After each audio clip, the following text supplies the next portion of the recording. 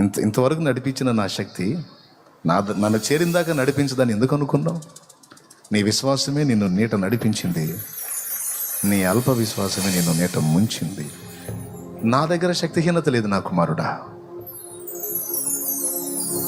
నీవు నన్ను ఎలా ఎరిగి ఉన్నావో అలానే రిజల్ట్ ఉంటుంది. లోపం ఏదైనా ఉంటే నీలో ఉంటుంది, నాలో లేదు. ఈ మధ్యాహ్నం వేళ ఈ చివరి కూటంలో మీ అందరికీ ప్రేమతో తెలియజేస్తున్నాను. ఒకసారి ఆలోచించండి, పరిశీలించండి. దేవుణ్ణి ఎలా ఎరుగున్నారు? కొన్నిటికే దేవుడా? సజీవులకే దేవుడా? మృతులకు దేవుడు కాదా? ఆయన మృతులకు కూడా సజీవులకు దేవుడు. లోయలలో దేవుడు, కొండలలో జ్వరము, జగ్గు, జలుబు వీటికి కాదు. మానవ జాతిని పీడిస్తున్న సకల బలహీనతలకు ఆయన దేవుడే.